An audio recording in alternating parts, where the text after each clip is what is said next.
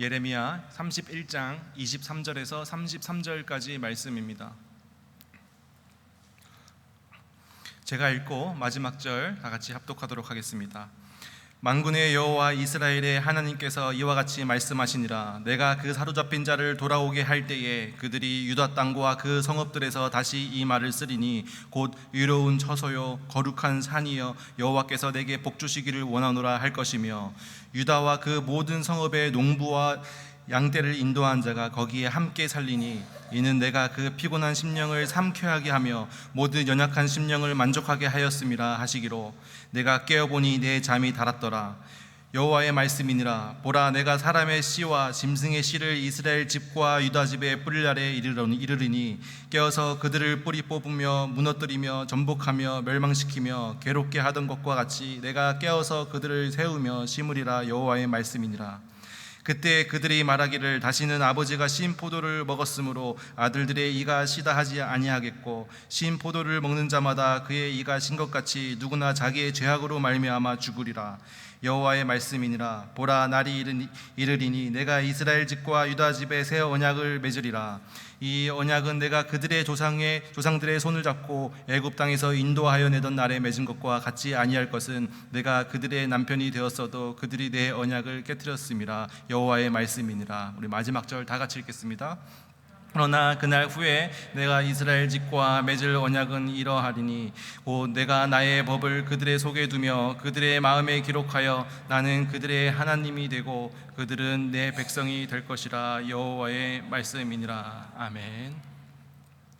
오늘 우리가 읽은 말씀은 예레미야서입니다. 남유다 백성들의 죄가 차고 그들의 범죄로 인해서, 그들의 죄악으로 인해서 하나님의 심판의 말씀이 남유다 땅 가운데 임했습니다.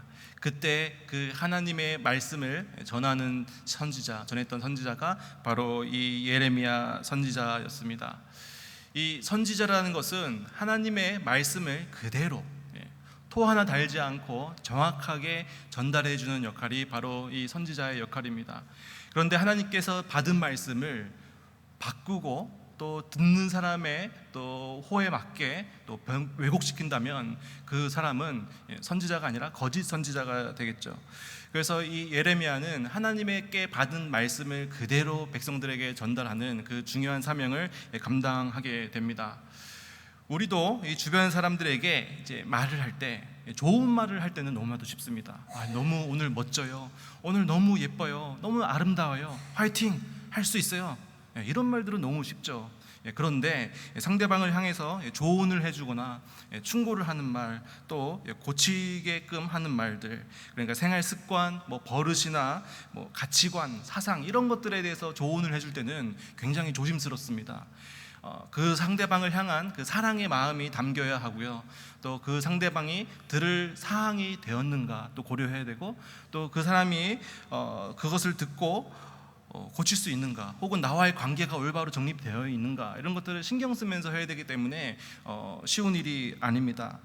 예레미야는 너무나도 어려운 사역을 감당하였습니다. 왜냐하면 백성들이 듣고 싶지 않았던, 백성들이 싫어했던 말, 그 말을 백성들에게 하나님께 받아서 전달해주는 선지자였기 때문에 백성들에게 핍박받고 백성들에게 오히려 고난을 받는 것이 예레미야 선지자입니다. 그래서 우리가 예레미야 선지자를 바라보면서 눈물의 선지자, 고난의 선지자, 고통의 선지자라고 얘기하는 것이 바로 이 이유 때문입니다.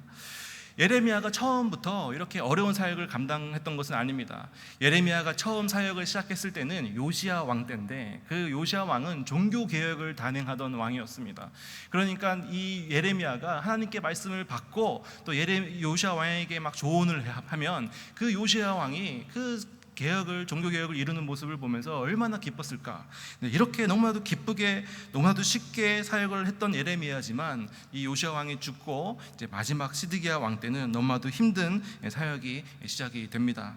그래서 이 예레미야서에서 예레미야가 가장 많이 언급했던 이 단어들을 보니까 칼, 기근, 전염병, 재난, 수치, 심판, 재화벌, 하나님의 말씀이다, 바빌론, 계약, 황무지, 내 말을 듣지 않았다, 이런 누구도 듣고 싶지 않았던 이런 말들을 계속해서 전해야 했던 이 역할이 바로 이 예레미야 선지자의 사명이었습니다.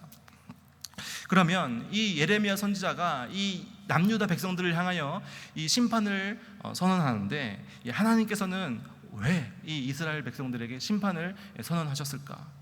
어떻게 이 사랑하는 자녀인데 이렇게 끔찍한 이 바벨론에게 멸망을 당하고 포로로 잡히고 70년 동안 떠돌게 되는 이런 심판을 하나님께서 허락을 하셨을까? 그 이유는 바로 이 하나님의 아버지의 마음, 그 백성을 사랑하고 자녀같이 여기는 그런 하나님의 마음이 담겨 있다라는 것입니다. 그래서 오늘 본문은 아니지만 바로 전에 20절, 오늘 예레미야 31장 20절을 한번 다 같이 한번 읽어보겠습니다. 에브라임은 나의 사랑하는 아들, 기뻐하는 자식이 아니냐. 내가 그를 책망하여 말할 때마다 깊이 생각하노라. 그러므로 그를 위하여 내 창자가 들끓으니 내가 반드시 그를 불쌍히 여기리라. 여호와의 말씀이니라. 하나님께서 그 이스라엘 백성들을 향하여 심판을 하시는데, 너희들 잘못했으니까 정당하게 그 벌을 받아라, 이런 하나님의 마음이 아니라 아버지와 같은 마음으로 사랑하는 아들이라고 표현했습니다. 그 자식을 바라보는 마음, 그 자식이 그 죄악의 길로 걸어갈 때에 그것을 바라만 보고 있는 부모가 이 세상에 어디 있겠습니까? 그 안타까운 마음으로 그 책망할 때마다, 심판할 때마다 깊이 생각하노라. 깊게 생각하시고, 또 내 창자가 들끓었다. 이 옛날 이 유대인의 이 사고에서는 이 창자는 이 배가 마음이라고 생각을 했습니다. 그러니까 그 이스라엘 백성들 자식들을 심판할 때마다 편안한 마음이 아니라 정말 그 마음이 들끓는 마음, 너무도 그 아픈 마음을 가지고 하나님께서 백성들을 이끌고 계신다, 그리고 불쌍히 여기신다라고 이 성경 말씀은 말하고 있습니다. 저도 이 첫째 아들이 이제 4살 정도 되었을 때 그 순수하고 착했던 아들이 이제 갑자기 말을 듣지 않기 시작했습니다. 싫어, 안 돼, 안 먹어, 안 해, 계속 노만 하는 거예요. 그래서 저도 이제 어느 정도 이렇게 쌓이다가 저도 이제 화가 폭발했습니다. 그래서 이제 훈계를 하기 위해서 소파로 자리를 이동하면서 아들을 확 밀었는데 날아가 버린 거예요. 그 아이도 처음 날아보니까 당황했다가 쿵 하고 너무 아파서 막 울기 시작한 거예요. 근데 이게 5년 전 일인데 아직까지 제 마음 가운데 창자가 들끓듯이 그것 때만 생각하면 내가 왜 그랬을까? 안타까운 마음이 너무 아픈 마음이 아직까지 제 마음 가운데 있습니다. 부모 마음이 그런 것 같습니다. 징계를 할 때, 훈계를 할 때, 교육을 할 때, 훈계를 할 때 편한 마음으로 하는 것이 아니라 마음 아픈 마음으로 하는 이 아버지의 마음이, 부모의 사랑, 이것이 바로 하나님의 마음이었다라는 것입니다. 어느 부모가 자식이 부모님에게 칼을 달라고 하는데 그 칼을 주는 부모가 어디 있겠습니까? 어린아이가 아빠 칼 줘라고 하는데 그 쥐어주는 아버지가 어디 있겠습니까? 하나님도 마찬가지입니다. 그 해주고 싶지만 또 아버지의 심정으로 또 분명하게, 때로는 단호하게 말씀하시는 것이 또 하나님이십니다. 그래서 오늘 본문 29절 30절 이렇게 나와 있습니다. 제가 읽어보겠습니다. 그때 그들이 말하기를 다시는 아버지가 신포도를 먹었으므로 아들들의 이가 시다하지 아니하겠고, 신포도를 먹는 자마다 그의 이가 신 것 같이 누구나 자기의 죄악으로 말미암아 죽으리라. 속담입니다. 신포도 속담인데 이런 거죠. 아버지가 신 포도를 먹었다고 아들의 씨가 실입니까? 그렇지 않죠. 아들이 이빨이 신 거예요. 근데 왜 신냐 생각해 보니까 아빠가 신 포도를 먹었잖아. 그러니까 내 이가 신 거야, 이렇게 얘기하는 거예요. 말도 안 되고 웃긴 상황이죠. 뭡니까? 남의 탓, 핑계를 대는 거예요. 남의 탓을 대는 거다. 그래서 이때 당시 심판의 메시지를 받은 이스라엘 백성들의 상황이 어땠냐면 남의 탓을 하는 거예요. 바벨론 때문에 우리나라가 멸망하는 거야. 아니면 우리 왕이 무능하기 때문에 우리가 이런 고난을 겪는 거야.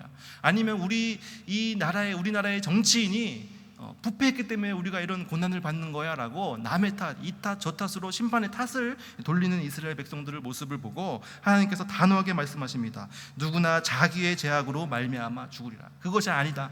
너희들 개인의 한 사람 한 사람의 죄악, 율법을 지키지 않음, 의롭지 않음, 거룩하지 않음으로 인해서 너희들이 심판받는 것이다 라고 하나님께서는 분명히 부모의 심정으로 훈계를 하는 모습을 볼 수 있습니다.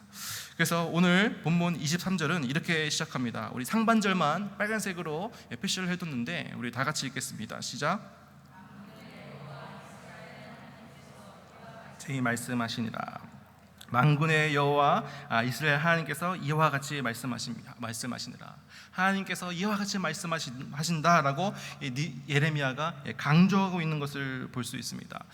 이것을 믿는 것이 믿는 믿음이 중요합니다. 우리가 말씀을 읽을 때 하나님의 뜻을 정확하게 구분하는 것이 중요합니다. 우리가 성경 공부를 하고 또 우리가 성경 나눔을 하는 것도 하나님의 뜻이 무엇인지 정확하게 분별함이 아니겠습니까? 그래서 오늘 본문, 오늘 말씀을 통해서도 하나님의 뜻이 무엇인지 분명하게 알고 또 이 성경 공부를 통해서도 성경 나눔을 통해서도 하나님이 어떤 뜻을 가지고 계신지 분명히 파악하는 것이 너무나도 중요합니다.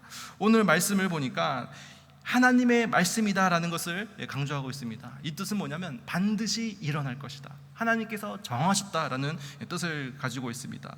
근데 이 하나님의 뜻, 하나님의 정하심이 언제 일어나냐면 23절 그 다음 절 우리 중반절 다 같이 표시해 둔 것 읽겠습니다. 시작. 내가 그 사로잡힌 자를 돌아오게 할 때에, 하나님께서 사로잡혔을 때 다시 돌아오게 할 것이다 라고 하나님께서 약속, 여호와 하나님께서 분명하게 말씀하고 계신다라는 것입니다. 이것이 하나님의 본심입니다. 그래서 이것이 하나님께서 궁극적으로 계시하는 것입니다. 이스라엘 백성들 심판받을 것인데 70년 뒤에 반드시 돌아오고 회복될 것이다. 언제 올지는 모르겠는데 반드시 온다. 아직 오지 않았는데 그날이 반드시 올 것이다 라고 여호와의 말씀이다 라고 분명하게 말씀하신 것입니다. 하나님께서 말씀하셨는데 그날이 올 것이다 라고 말씀하셨는데 아직 그날이 임하지 않았다면 그날이 장차 올 수도 있고 안 올 수도 있는 날입니까? 먼 미래가 됩니까? 아니면 나에게 현재 임한 것 같이 나의 삶을 변화시키는 힘이 됩니까? 하나님께서 하신다고 확신하신 것은 지금 당장은 이루어지지 않을지라도 하나님께서 분명히 이루실 것이고 그게 나의 삶을 변화시키는 힘이 된다라는 것입니다. 그래서 우리의 구원의 역사는 아직인데 이미입니다. 아직 오지는 않았지만 확실하게 온다라는 것입니다. 그래서 하나님의 신실하신 말씀이시기 때문에 반드시 이루어진다라는 것입니다. 그래서 이 약속을 믿는 것처럼 행복한 일이 없습니다. 가장 행복한 게 뭐냐? 바로 이 약속을 믿고 약속을 기다리는 것. 우리가 요즘에는 없어졌는데 예전에 약혼을 많이 했죠. 왜 약혼을 합니까? 왜 약혼을 했습니까? 예전에 2배로 행복하려고. 결혼이라는 게 얼마나 행복한 일입니까? 너무나도 행복한 일인데 2배로 행복하려고 약혼을 하는 것입니다. 그런데 그 약혼식에서 아직 결혼식장에 들어가기 전까지는 몰라, 아직 결정된 거 아니야 하면서 그 기쁨을 억누른 채 조용하게 약혼식을 진행하는 경우가 있습니까? 없죠. 약혼식이기 때문에 이제 약속이 이루어진 거기 때문에 기쁜 마음으로 약혼식을 진행합니다. 아이들도 마찬가지입니다. 아빠가 우리 다음 주에 우리 에버랜드 데려갈게 하면 그 아이들이 아직 에버랜드 안 갔으니까 아직 기뻐하지 않을래요. 그리고 에버랜드 가면 기뻐합니까? 그렇지 않다라는 것이죠. 아빠의 말을 듣자마자 와 하면서 아빠를 신뢰하는 마음으로, 맞아, 아빠는 간다 그랬으면 가시는 분이야, 그러면서 그때부터 기뻐하는 것이 아이들 아니겠습니까? 우리도 마찬가지라는 것입니다. 하나님께서 우리에게 확실한 약속을 주셨습니다. 바로 예수 그리스도를 통한 구원, 이 약속의 확실한 약속을 우리 가운데 주셨습니다. 그래서 우리도 이 약속을 굳게 잡고 기쁨으로 우리가 감격을 하면서 나아가야 될 줄을 믿습니다. 비록 지금 내 삶을 봤을 때는 어렵고 힘들고 또 하루하루를 힘겹게 살아가지만 하나님께서 나에게 주신 약속이 있기 때문에 그럼에도 불구하고 예수 그리스도를 믿는 믿음을 통해서 나는 구원받을 것이다, 나는 천국 백성이 될 것이다 라는 이 확신, 이 약속을 기억하면서 우리 기쁜 마음으로 나아가는 저희들이 되었으면 좋겠습니다. 자, 그렇다면 이 하나님께서 이제 심판을 받게 되지만 이 심판 후에 다시 돌아오게 되고 회복이 있을 것이라고 말씀하시는데 어떤 모습으로 회복이 되는지 23절 우리 후반절을 다 같이 한번 읽어보겠습니다. 다 같이 읽겠습니다. 시작. 그들이 유다 땅과 그 성읍들에서 다시 이 말을 쓰리니 곧 의로운 처소 여호와께서 내게 복 주시기를 원하노라 할 것이며, 이 4절, 유다와 그 모든 성읍의 농부와 양떼를 인도한 자가 거기에 함께 살리니. 어떤 모습으로 이 이스라엘이 다시 회복되느냐? 첫 번째는 의로운 초소가 될 것이며, 두 번째는 거룩한 산이 될 것이며, 세 번째는 하나님과 함께하는 삶을 살게 될 것이다. 이렇게 회복될 것이다 라고 하나님께서는 말씀하십니다. 그런데 반대로 얘기하면 이스라엘 백성들이 이것을 하지 못했기 때문에 심판을 받게 되는 것입니다. 그러니까 심판의 이유가 된다는 것이죠. 이스라엘 백성들은 의로운 삶을 살지 못했습니다. 이 구약 시대에는 어떻게 의롭다함을 받을 수 있었습니까? 바로 율법이었습니다. 그 율법을 지킴으로써 의롭다함을 받을 수 있는 구약시대의 의에 이르는 조건이었습니다. 그런데 이게 가능할까요? 사람의 힘으로 그 율법을 지키면서 살아가는 것이 불가능하다라는 것입니다. 그런데 하나님께서는 이렇게 회복시켜 줄 것이다 라고 약속을 하고 계신 것입니다. 또 거룩한 산이 되겠다. 우리가 우리 힘으로 구별되어서 거룩한 삶을 살 수 있습니까? 우리가 이 죄를 저지을 때마다 이 구약 시대에는 제사를 지내야 했습니다. 피 흘림이 있었어야 했습니다. 내가 죽어야 했지만, 내가 죄인이기 때문에 이 죄 때문에 내가 죽어야 하지만, 나 대신에 어린 양, 어린 염소가 피 흘림으로써 내 죄가 사해지는 이 끊임없는 제사의 과정이 있었습니다.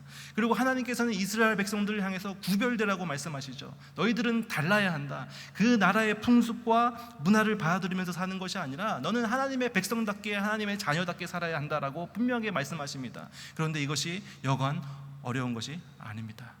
그 세상을 살아가는데 세상 사람들이 살아가는 그 문화와 간습을 거부하고 말씀의 기초에서 말씀을 붙잡고 살아가는 것, 그 사람들을 궁휼하게 바라보면서 복음을 전하면서 살아가는 이 삶, 구별돼서 살아가는 삶이 쉬운 삶이 아니라는 것입니다. 그런데 하나님께서 그렇게 되도록 거룩하게 회복시켜 주겠다라고 하나님께서는 말씀하십니다.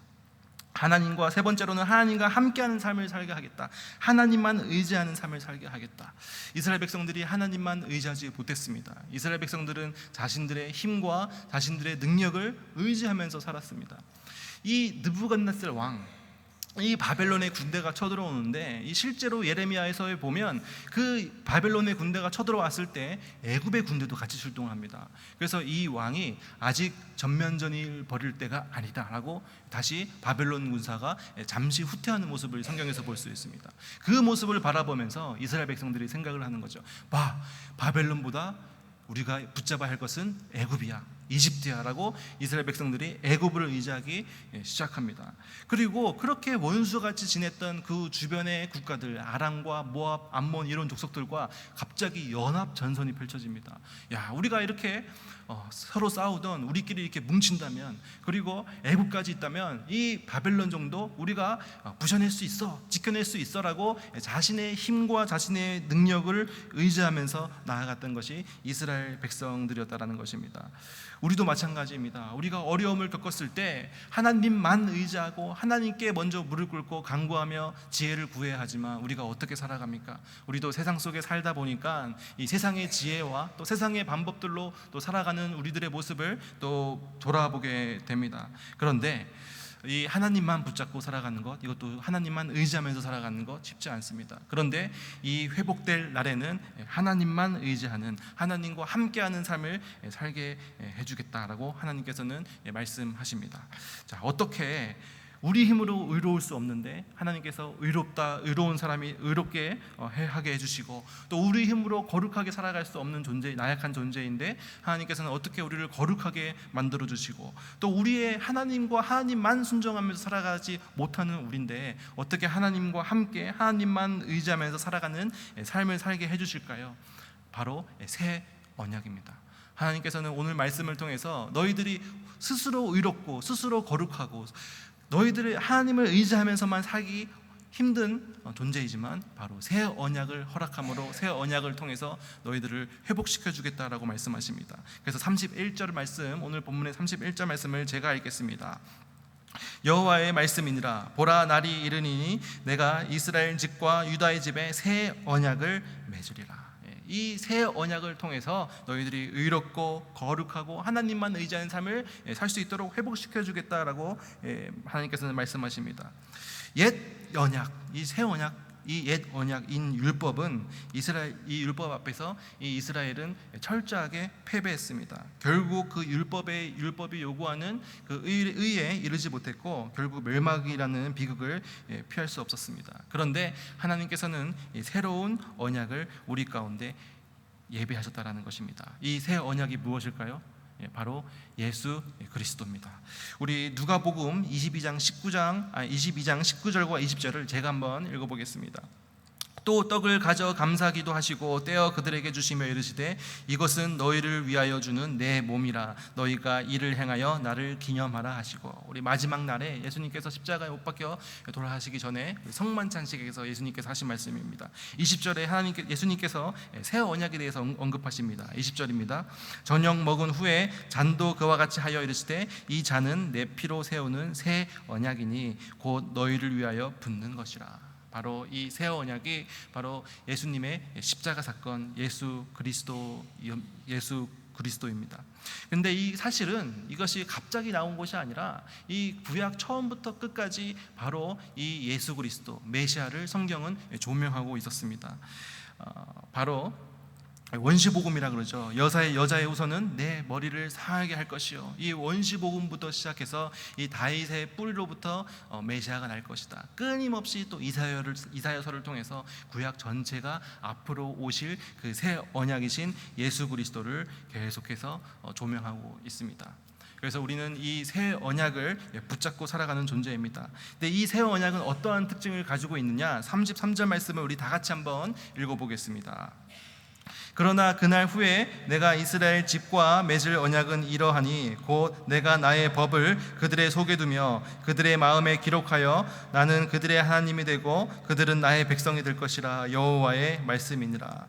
이스라엘 집과 맺은 언약은 이러하니 곧 내가 나의 법을 어디에 둔다고요? 그 속에 두며 어디에 기록한다고요? 마음에 기록하리니. 이젠 더 이상 그 율법이 십계명과 같이 깨어지는 그런 불완전한 율법이 아니라 바로 이 마음 가운데 바로 성령님을 의미하죠. 예수 그리스도를 믿는 믿음을 통해서만 구원받는 새 언약을 이 땅 가운데 하나님께서 주셨다라는 것입니다. 그래서 옛 언약은 십계명 돌판에 새겨진 언약이라면 더 이상 이 언약, 옛 언약은 초등교사의 역할, 우리가 의로운, 우리가 하나님 앞에 나아갈 수 있는 신앙생활을 할 수 있는 본보기가 될 뿐이지 그것이 구원의 조건이 되지 않습니다. 새 언약, 바로 예수 그리스도를 믿는 믿음을 통해서 우리는 구원받을 수 있다. 이 언약이 우리 가운데 마음에 새겨지게 된다는 것입니다. 그래서 우리는 절대 스스로의 힘으로 의로울 수 없습니다. 그런데 우리는 이 예수 그리스도를 믿는 믿음으로 인해서 우리는 의롭다함을 칭함을 받게 됩니다. 우리는 너무나도 나약한 존재지만, 죄에 끊임없이 쓰러지는 존재지만 하나님께서 우리들을 너무나도 사랑하셔서 너는 의롭다고 칭해 주신다고 하셨습니다. 바로 예수 그리스도를 믿을 때 우리가 어떻게 거룩한 존재가 될 수 있습니까? 계속해서 습관적인 죄들, 반복적으로 짓는 죄들, 너무나도 죄에 쉽게 유혹에 넘어지는 우리들입니다. 그런데 이 죄를 예수 그리스도께서 십자가에 흘리신 그 보혈의 피를 붙잡으면서 회개할 때 우리의 죄가 흰 눈과 같이 깨끗하게 헤어진다고 예수님께서는 말씀하셨습니다. 새 언약입니다. 우리가 어떻게 우리 힘으로 살아갑니까? 하지만 우리가 하나님께 기도하고 간구하고 나아갈 때 정말 이 성령님이 우리와 함께 하셔서, 성령님께서 우리 삶과 동행해 주셔서 우리를 지켜주시고 보호해 주시는 그러한 삶을 우리가 살게 될 줄을 믿습니다. 오늘 말씀을 마무리하도록 하겠습니다. 하나님께서는 우리를 자녀 삼아 주시고 또 우리를 너무나도 사랑해 주시는 그런 분이십니다. 마치 잘못된 길을 걸어가고 있는 그러한 자녀들을 바라보면서 부모가 마음을 아파하듯이 하나님도 우리들을 향하여 너무나도 창자가 뒤틀리는 고통으로 마음 아파하시는 분이 바로 하나님이십니다. 근데 하나님께서는 우리들을 회복시켜 주시기 위해서 새 언약을 허락하셨습니다. 바로 예수 그리스도입니다. 약속을 주셨다는 것이죠. 이 약속을 말씀으로 주셨는데 우리 약속을 받은 우리는 어떻게 해야 되겠습니까? 아직 내가 살아가고 있으니까, 내가 아직 하나님 뵐 날이 아직 남았으니까 아직은 기뻐하지 않다가 하나님 만나면 기뻐합니까? 그게 아니죠. 그 약속을 듣자마자 그 아버지를 신뢰하면서 기뻐 날뛰는 그 아이들과 같이 그 결혼을 약혼하는 것 같이, 그 기쁜 약혼식과 같이 우리도 이 구원의 약속을 우리가 들었습니다. 그래서 기뻐하는 삶, 구원의 감격을 누리는 삶을 살기를 원합니다. 그리고 새 언약이신 예수 그리스도를 붙잡고 우리가 의롭다함 칭함을 받고 또 우리의 죄를 자복하면서 회개하면서 또 거룩한 하나님의 백성으로 성화를 이루어가는 삶, 그리고 성령님의 동행하심으로 지키심과 보호함을 받으며 하루하루 하나님의 살아계심을 체험하며 살아가는 삶을 살아가시는 여러분들 되시기를 축복합니다. 기도하겠습니다. 하나님 감사합니다. 우리들의 아버지 되시며 또 저희들을 너무나도 사랑하시고 또 저희들을 지켜주시고 보호하여 주시는 그 하나님의 아버지와 같은 사랑을 다시 한 번 더 깨달을 수 있었습니다. 하나님께서 너무나도 저희들을 사랑하셔서 새 언약이신 예수 그리스도를 이 땅 가운데 허락하여 주시고 바로 이 예수 그리스도께서 하나님의 아들이시며 바로 이 예수 그리스도를 믿는 믿음을 통해서 우리가 구원함을 받고 의롭다함을 받고 우리가 죄가 해결되어지는 큰 놀라우신 은혜를 허락하심에 감사드립니다. 이 약속을 붙잡고 살아가는 저희들 되길 원합니다. 이 구원의 약속, 구원의 감격을 저희들이 누리며 하루하루 기억하며 너무나도 힘든 삶을 살아가는 저희들이지만 기쁜 마음으로 살아가는 저희들 될 수 있도록 저희들의 삶을 지켜주시고 인도하여 주시고 보호하여 주시옵소서. 이 모든 말씀 예수님의 이름으로 기도드립니다. 아멘.